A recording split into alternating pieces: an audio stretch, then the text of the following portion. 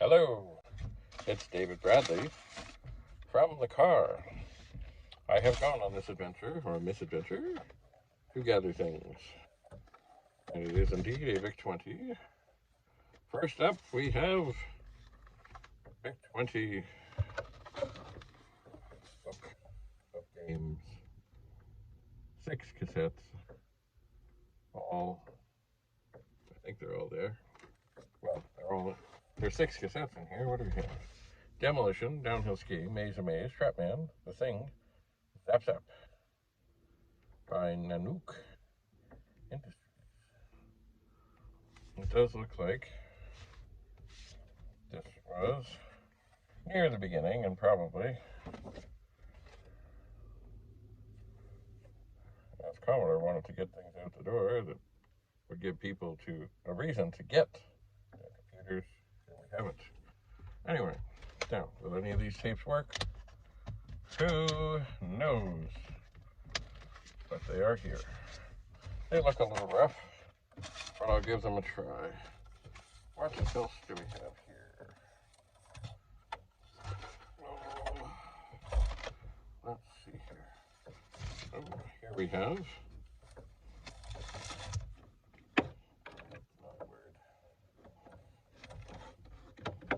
Cables wrapped.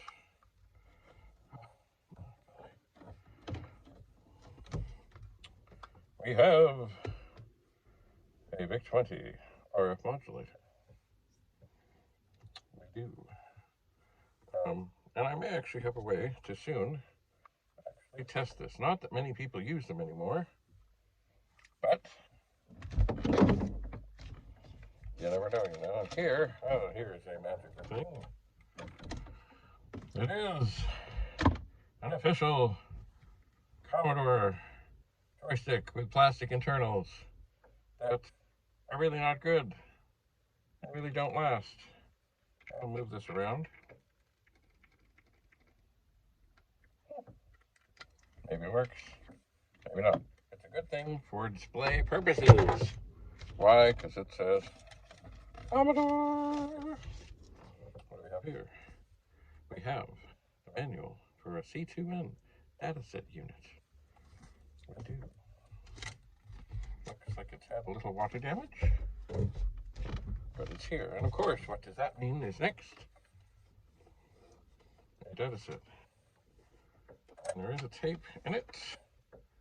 Vic-20 personal computer cassettes. Casino style blackjack. The fellow I got this from did say, well, not bad, that side too. It was good to put things on both sides, just in case. He did say it was his grandmother up until this machine was last used, and supposedly it worked. I think she played the blackjack game. Okay. What else do we have here? Looks like more documentation for, blackjack, super slither, etc. Maybe. Is there another binder here? Well, English book 2. There is a binder. Or half a binder. Oh, wait 1 second. There's another half a binder. Is it English?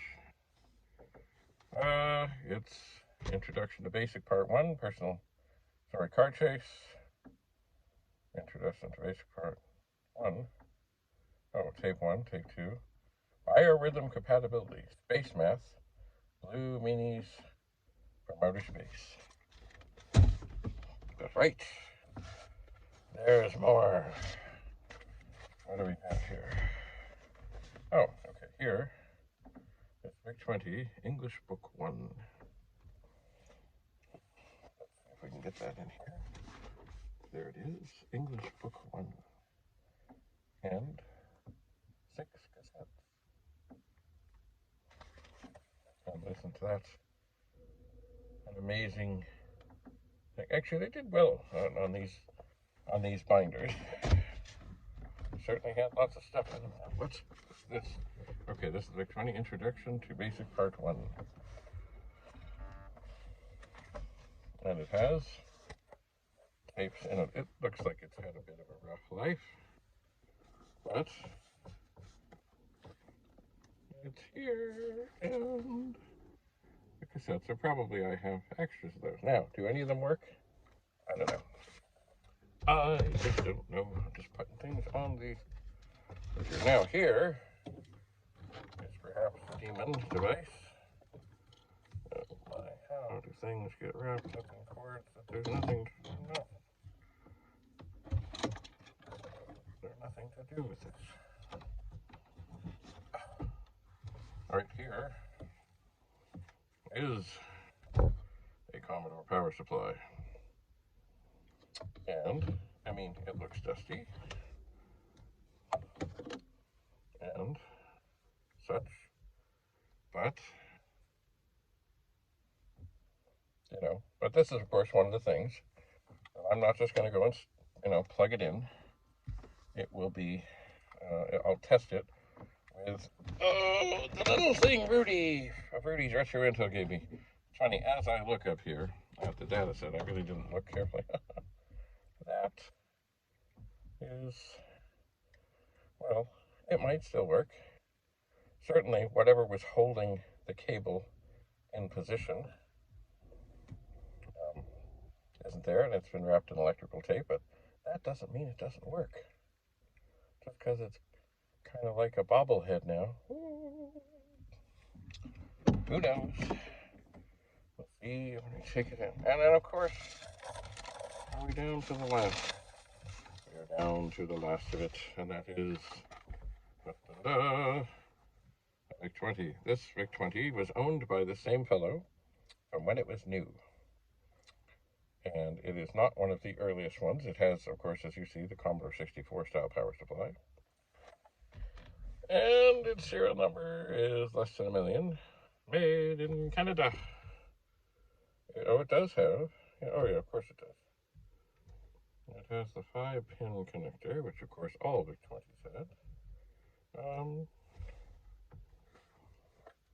It's, you know, it looks typical to one that has been sitting in a box at a cottage, in an attic, in a garage, in a crawl space, somewhere or another, for many, many, many, many, many, many, many, many years. But this fellow got it new, and then he graduated to a Commodore 64. And as he said, he has nothing left of the Commodore 64 except 2. I said, I bet you got the monitor. He said, actually, I have 2 of them. One 1701, one 1702. So, some things never leave the nest. All right, so now, this Vic-20, Vic-20 needs to be tested. It does, and I will do it. Not at this juncture. I can't do it while I'm sitting in the car. Now, come on, let me just look around and see if there's anything else that I have not done. I meant to plug this phone into charge, but it's okay for now. I do have here,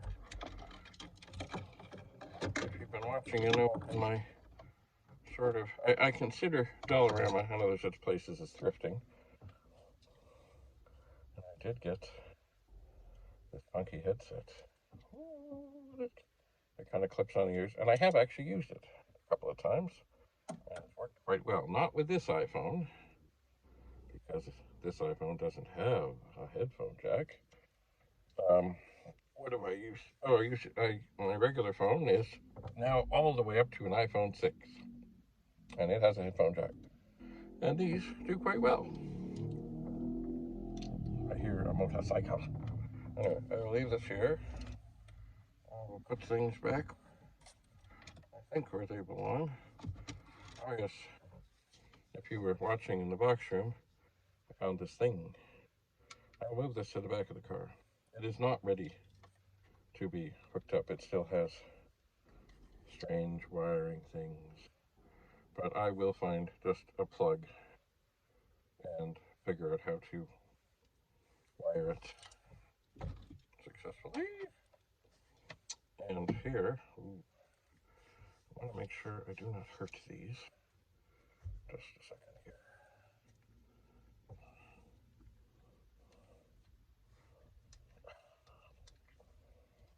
Yeah. Can you dig it? These, I often wear, I have sunglasses for driving. I don't really need them for, like, altering my vision. It alters it just a little tweak. But if it's really sunny, these are really great. These are wonderful. But I do need to find a better place to put them so they don't get mangled or marked up or scratched up or anything. I do. There's a thing overhead, but that's where I put the ones I wear all the time. These are catchers. I'm going to try. There's a little slot here. I'm going to try to put them in there. Well, they don't fit so well. There's something back in here, and I don't know what it is. I don't know what it is. Oh, it's blocking the way. Every time I try and get my hand on it, it jumps away.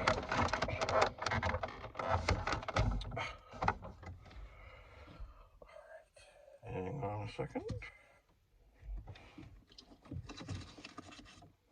I will reach down in here. Okay. This is going to the back of the car. Part of being organized is just getting things to where they need to be. I was sure somewhere down in this middle thing I had some kind of a pen. At least I thought so. Maybe I could use that to get this thing out. Maybe.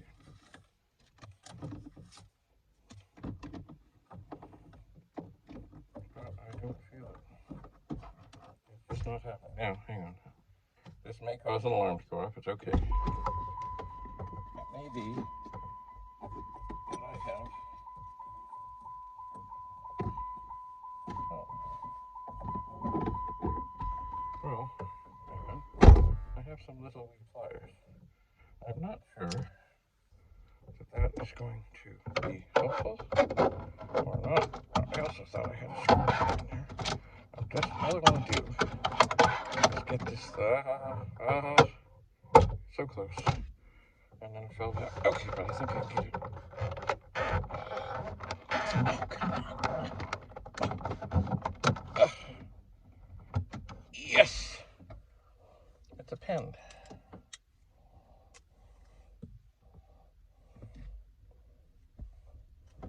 So, but does it work? That is the question. And it does.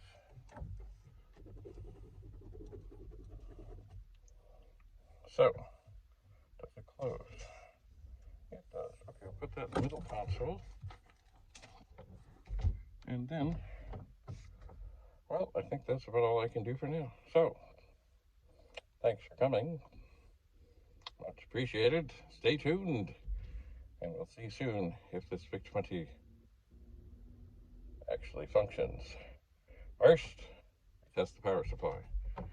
If the voltage is high, it gets snipped. Simple as that. Anyway, thank you again. Stay tuned. From the car, David Bradley, signing off for now.